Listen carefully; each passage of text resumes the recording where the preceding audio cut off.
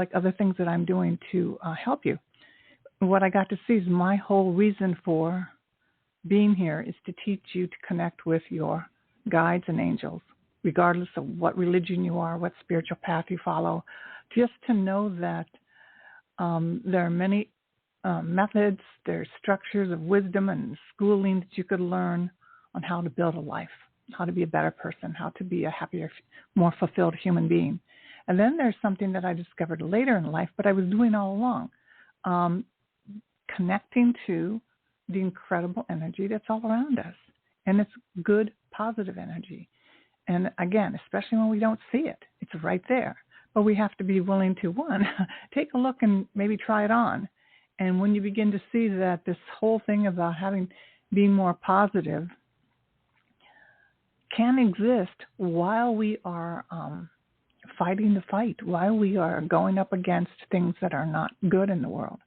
So we can actually still be grounded in our authentic self, which is positive and whole and complete and joyful and peaceful, while we confront some of the worst things we've ever seen in history.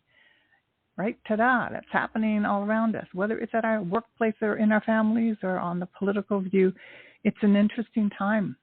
And to be armed with this information could be very, very valuable for you.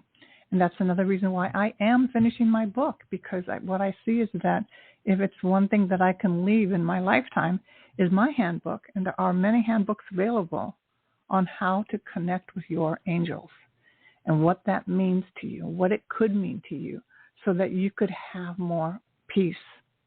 When we have peace, we have better health, we have a better mental attitude, and we more joyfully embrace our lives with all its complexities and what it is to be a human being.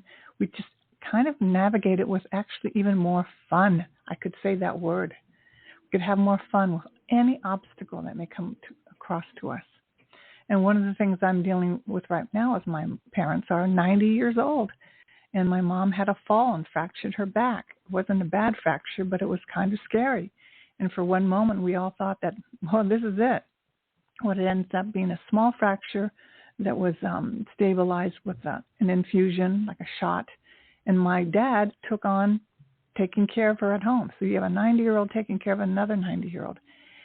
And so what I'm also sharing is that our idea of future aging, what it is to be in our older years, all of us, there are as many as there are different types of people, there are as many different ways to be an older person as there are people.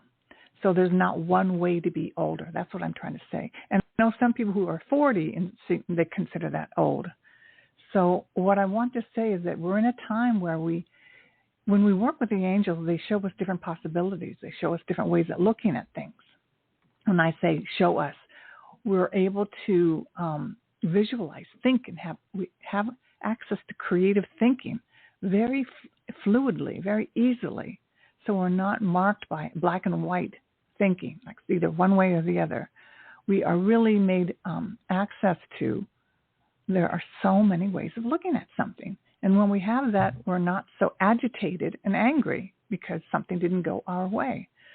So just like my parents are in their 80s or now 90, doing life the way they do it, there are so many people at that age who choose different ways of doing it. And I mentioned that only because whatever age you're at right now and you're dealing with situations, know that there's not one way to do things. And, there is the time when there's laws and things we must follow, of course. But what we're looking at is that if you have a situation that seems like an obstacle, seems like an issue, it's very easy to get stuck in the stereotypical ways that people think life should be.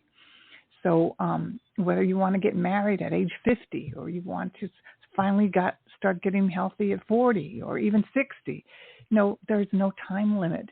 There's no time limit to creativity, creating a life that fits you, and it may not fit other people. That's a whole other thing we have to deal with. Like when you choose to live authentically, you can choose it, and it really might just go against everything that you were taught and how you were brought up because you see something new.